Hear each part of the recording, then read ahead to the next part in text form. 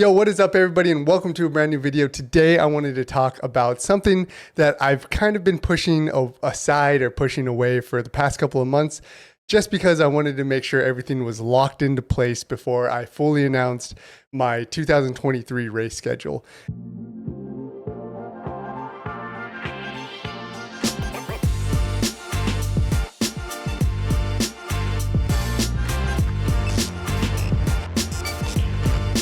These two races are for sure going to happen as long as the training, as long as I don't get injured or anything crazy doesn't actually happen. I'm going to be hitting these two races for 2023. In the next couple of weeks, I'm going to be hitting Threshers.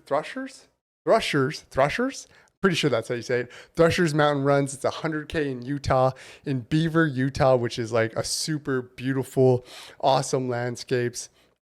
I'm going to be heading up there probably like the week before. I actually work for Black Rifle Coffee Company. So I'm going to do a little site visit and meet up with a couple of friends down there, get ready for the race. And then we're going to be heading down to Beaver, Utah to get that race done. And that race is an absolute mother.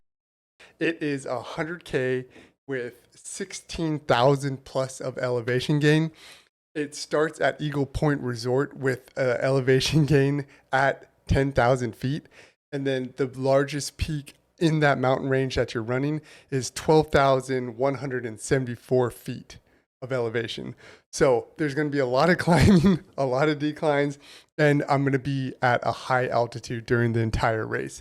So if you have seen in a lot of my training, I've been doing a lot of heat training to try to help acclimatize or get my body ready for that high altitude. I don't have mountains here that I can train on. There's no like 10,000 feet elevation in Virginia.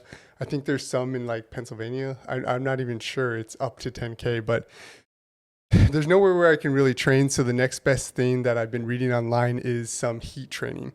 So the body's effects, the biological effects of heat training kind of simulates altitude.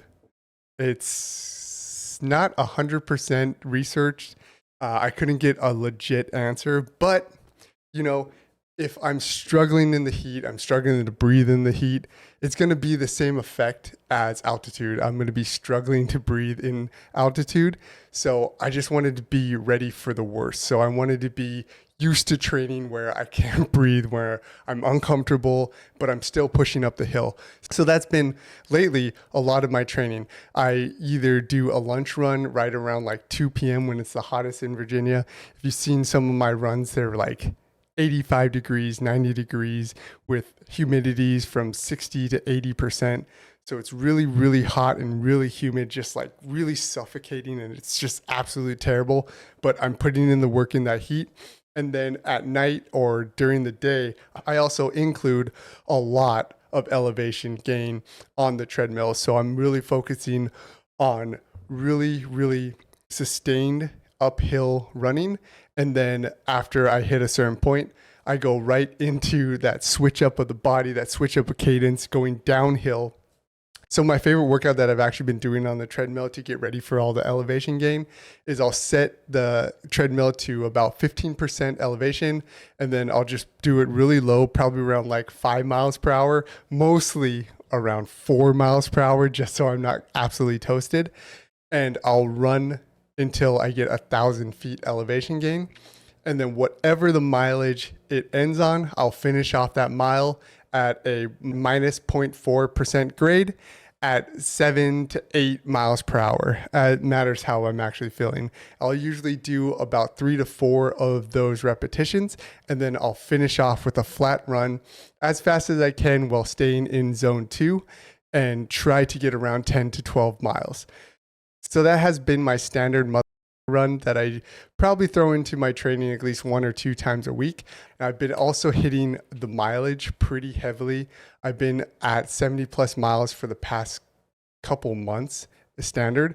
So what I'll typically do is 3 to 4 weeks of 70 miles plus, and then I'll do a down week. If you look at my Strava, on my down weeks, I typically do not even like record anything. I run a lot more than I actually record. I just make sure that I'm taking it easy. And when I have a watch on for whatever reason, my dumb brain will not allow me to like take it easy. So I usually don't record anything just to make sure that I keep everything easy. I don't run too much. I don't go too long. So that's why my Strava, you'll see a lot of roller coastering on my absorption weeks. Right now I'm in like the peak phase. So instead of going at 70, I'm going up to 80, then 90, and then I'm going to try to hit 100 miles, but I'll probably be more around 90 miles just because it is so hot and I got a lot of stuff going on with work and personal life. But this is more of a maintenance week than last week, which was my actual peak. So I specifically chose the Threshers mountain run, the 100K, because one, I wanted to go and see my friends and wanted to see the people that I actually am working with, but also because what absolutely killed me during the Grindstone 100 was the elevation gain. So I wanted a lot of experience hiking, long sustained hiking and running up inclines. I wanted to focus and be scared in my training for the lead up run. So I made sure that I focused a lot on actual climbing, sustained climbing, and downhill running. So I made a video about a month ago about the Grindstone 100, my revenge of the Grindstone 100. And now that I have everything locked in place, I have the lead up run locked in place, and I'll have the Grindstone locked in place, and the training will actually stack up on itself. So I'll be able to train. I was able to train really, really specifically for this 100K, but really it's for the Grindstone because they're very similar courses that have a lot of elevation gain, a lot of sustained uphill climbing. So those are my two big goals for 2023, and that's Threshers mountain runs, 100K, and then leading right into the Grindstone 100. So hopefully I can, come out of the Threshers 100K nice and healthy, get all that training stimulus, take like a week off, and then go right back into training. So I peak out again right for the Grindstone 100 and all that training with the Threshers and the increased training after it. I can properly peak for the Grindstone 100 without being too destroyed, without being overtrained or undertrained, or not peaking at the right moment in my training. I really just focused on these two races just because the Grindstone is such a personal race for me. It was my first 100-miler. It kicked my ass more than any other race that I ever ran. So I wanted to have all my focus on this 100-miler and all my attention on this 100-miler.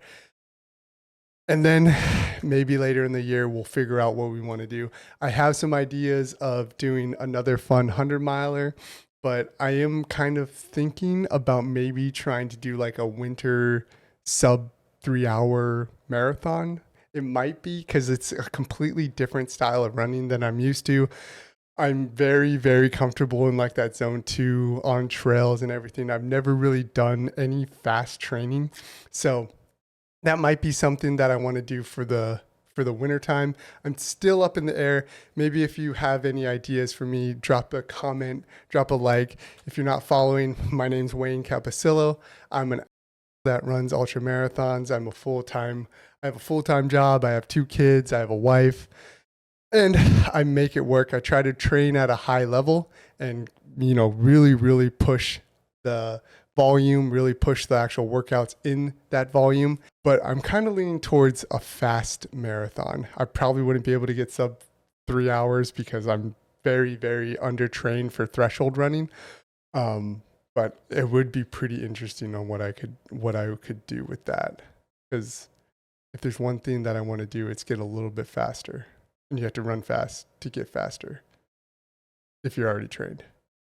Because zone 2 running is, who knows? Who knows?